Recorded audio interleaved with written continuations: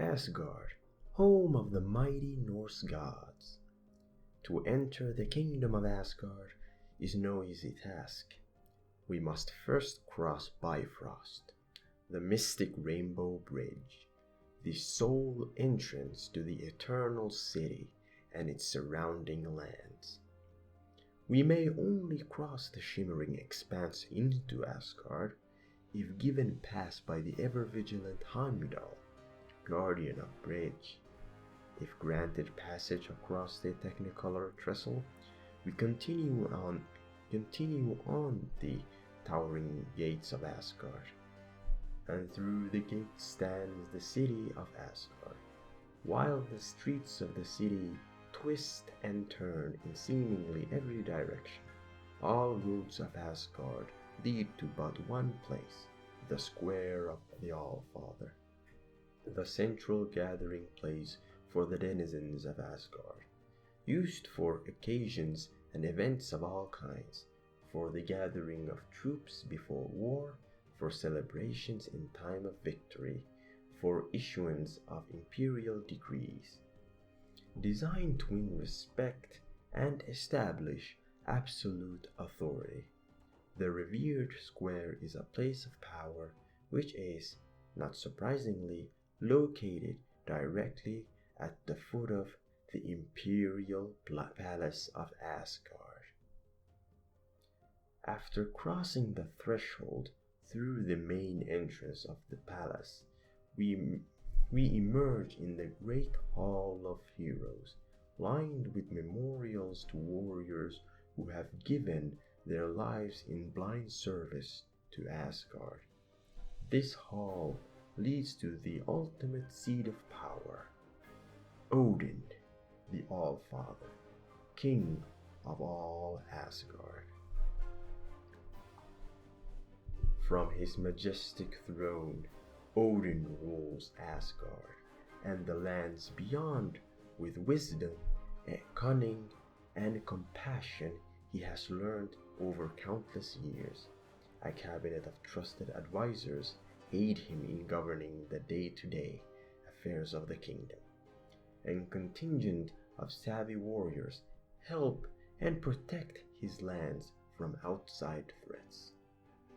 Odin's rule extends far and wide across the 9 worlds. His attention is often required on many matters and in many places at the same time. But there are some things that occasionally manage to escape the gaze of even the most omniscient ruler. Evil things, things hiding behind the closest of doors, things roaming the closest of hallways, crouching behind the closest of corners, lurking in the closest of rooms, reaching for those we often hold dearest in our hearts. In the trophy room, young Thor Odinson is trying to lift the hammer Mjolnir, pulling it over and over again, each time hoping that the next pull will be the one. Thor's friends are cackling at the display.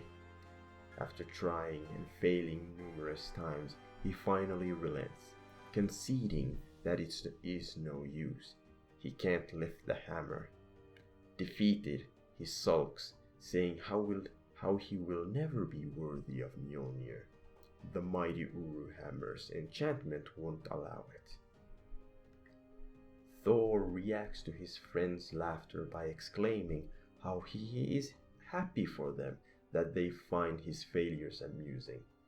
This leads them to stop laughing and explain how Thor has it wrong. The black-haired boy, Balder, explains how they were not laughing at Thor because he was not worthy of lifting the hammer. They were laughing at the fact that Thor doesn't know when to quit. The black-haired maiden, Sif, adds that Thor looked ridiculous, seeing him straining himself so much that they thought he could burst a vein. Understanding his friend's reasons, Thor cheers up. Sif reminds Thor that he is the son of Odin and his destiny is to wield the hammer and rule all of Asgard someday. Balder reinforces Sif's statement by adding how Thor will be the future king of Asgard, and everybody knows it. Appreciating the support, Thor points out that nothing is set in stone. Just because he is the son of the ruler does not make him automatically fit to rule. Instead, Thor believes that Balder is worthy of Mjolnir. Balder is the one that is beloved across Asgard by all creatures. Balder hesitates, but Thor continues by explaining that he is not worthy at this time, but who knows what would happen in the future. He may be worthy someday. Thor says he knows that he will be worthy one day, and when that day comes he will claim the hammer as his own. Sif interjects by pointing out that the legend says if he may be worthy. The legend doesn't seem to take into account women. The two boys reason that it is probably doesn't actually discriminate and that it is just a mistake of grammar. They continue by explaining how worthiness is measured by actions and what is in your heart. Thor thinks that every Asgardian would be worthy of Mjolnir should the need arise. Sif scoffs by pointing out the black-hearted trickster Loki, the brother of Thor. Loki brings nothing but trouble whenever he's around, Sif says, and the way he talks, trying to sound so mature, it's unnerving. Thor tries to defend his brother by explaining how even though his pranks have gotten them into trouble, he won't actually cause them harm. Little did they know, lurking in the shadows, Loki was listening in. Insulted by Sif's words, Loki curses Sif. They don't know how much he hates them and would want to see them destroyed. Loki brings out some spiders and casts a spell to make them larger and commands it to attack the three. As Thor, Balder and Sif are ambushed by the spiders, they grab weapons in the room and face the spiders, ready for battle. There are 3 spiders and 3 of them. They each decide to battle one.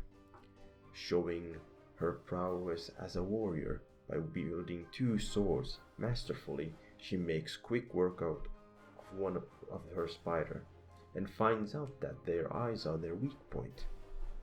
Capitalizing on this information, Balder stabs the spider in its mouth with a spear and lunges himself on its back, asks Sif for a sword and stabs the spider through the eyes, killing it. Thor is struggling with his spider, but it does not fall. He possibly didn't hear what Sif said. Luckily for him, Balder shoots an arrow through its eyes, and Thor finishes up by cutting its head off.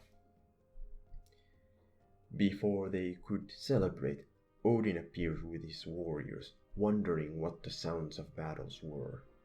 Noticing the dead spiders and Thor, Balder and Sif standing over them, he laughs and comments under his breath how the 3 have grown. Odin asks what has happened. Thor takes the blame by explaining how he was trying to lift Mjolnir again. So they snuck into the trophy room. They did not expect to be under attack, or else they would not have touched the sacred weapons. Odin asks if they fought these foes each on their own, and the 3 answer that they work together, which pleases Odin and says that they are ready. Odin tells the group how their actions have shown him that it is time for the 3 to prove if they are indeed worthy.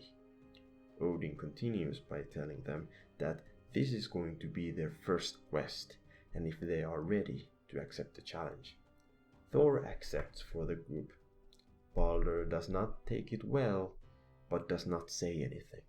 Unfazed by this, Thor explains how no matter what the task may be, 4 of them will act on Odin's behalf without question or doubt. Odin explains how only 3 of them are going on this journey. Loki won't be joining them. He commands Loki to clean the trophy room, figuring out he was the one behind the spiders. Thor tries to interject, but Odin interrupts, explaining how Loki has his own path in life, just like them, and those paths are not meant to cross quite yet. Balder queries about the quest. What is the path Thor set them on? Odin explains that the time has come to forge a new enchanted weapon. A sword this time. A sword which once cast Odin will bestow upon the Asgardian warrior most deserving of it. However, Odin needs 4 mystic elements that will be used for the sword's creation. Odin says that they should head first to Nastrond, where the dragons dwell. There they will receive a single scale from the hide of a dragon, Hakure, which, when forged in the sword, will make its blade unbreakable. Then they should head to the snowy peaks of Jotunheim, where they will pluck a feather from a wing of a snow eagle, Nori. This will help make the sword light and in hand and swift in motion. Lastly, they will journey to Lilitha, where they will draw a small vial of water from the lake of Lilitha, enchanted water that will ensure the sword remains pure. This is the quest Odin has set before them. Odin suggests for the three to head to their rooms to prepare. They will leave at dawn. And so, the next morning, the son of Odin and his 2 friends begin their journey into the wilds of Asgard. While they leave the safety of the castle behind them, Odin will no doubt keep a close eye on their adventures. But there are some things that occasionally manage to escape the gaze of even the most omniscient ruler, reaching for those we often hold dearest in our hearts. To be continued.